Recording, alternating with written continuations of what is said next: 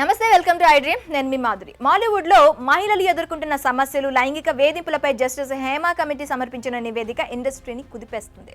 మహిళలు లైంగిక వేధింపులతో పాటు పారితోషికాల్లో వివక్ష, షూటింగ్ లొకేషన్లో కనీస సౌకర్యాల లేమితో తీవ్ర ఇబ్బందులు పడుతున్నారని హేమా కమిటీ కుండబద్దలు కొట్టింది.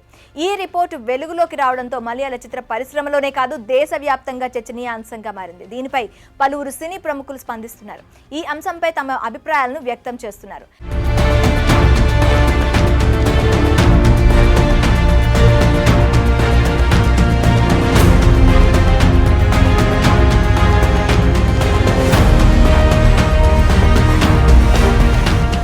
హేమా కమిటీ రిపోర్ట్స్ పై నటి రాధిక స్పందించారు. మలయాళ చిత్ర పరిశ్రమలోనే కాకుండా చాలా ఇండస్ట్రీలో ఇలాంటి పరిస్థితులు ఉన్నాయని చెప్పారు.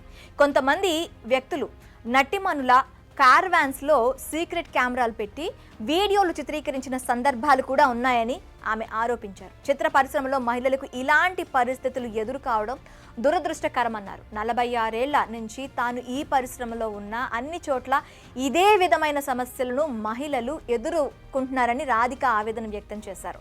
46 ఏళ్ల నుంచి తాను ఈ పరిశ్రమలో ఉన్నప్పటికీ అన్ని చోట్ల ఇదే విధమైన సమస్యలు మహిళలకు ఎదురవుతూనే ఉన్నాయని రాధిక ఆవేదన వ్యక్తం చేశారు. ఒక సినిమా చిత్రీకరణలో భాగంగా కేరళ వెళ్ళినప్పుడు జరిగిన ఘటనను తాను ఎప్పటికీ మర్చిపోలేనన్నారు. షాట్ ముగించుకొని తాను వెళ్తుండగా సెట్లో కొంతమంది మగవాళ్లు ఒక చోట కూర్చొని ఫోన్లో ఏదో చూస్తూ నవ్వుకుంటున్నారని చెప్పారు.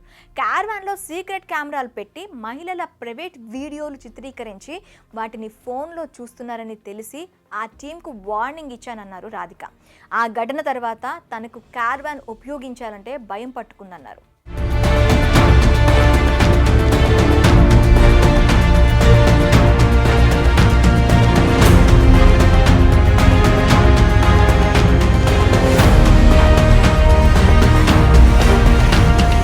ఇక ఈ అంశంపై స్టార్ నటి సమంత మరోసారి స్పందించారు.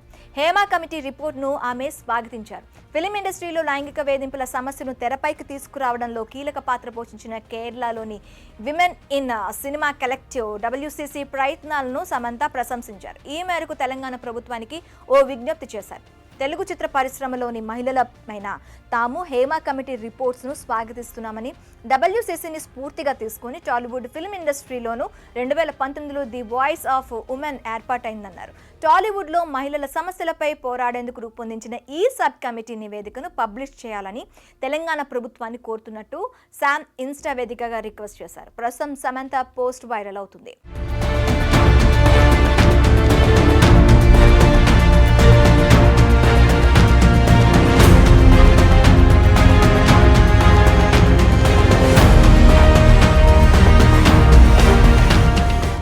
జస్టిస్ హేమా కమిటీ రిపోర్ట్ దేశవ్యాప్తంగా చర్చనీయాంశంగా మారుతుంది.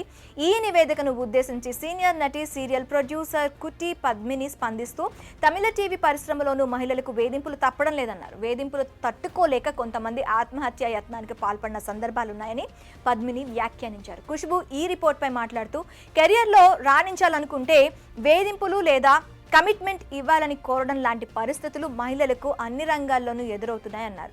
మహిళలకు ఇలాంటి పరిస్థితులు ఎదురు కావడం దురదృష్టకరం అన్నారు. హేమా కమిటీ నివేదిక నేపథ్యంలో మలయాళం మూవీ ఆర్టిస్ట్ అసోసియేషన్ అమ్మ అధ్యక్ష పదవికి మోహన్ లాల్ రాజీనామా చేసిన విషయం అందరికీ తెలిసిందే.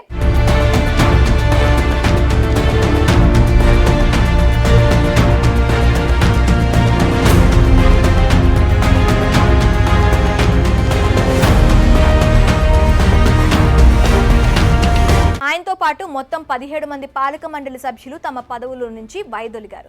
2 నెలల్లోనే కొత్త పాలక మండలిని ఎన్నుకుంటామని అసోసియేషన్ ఓ ప్రకటనలో పేర్కొంది.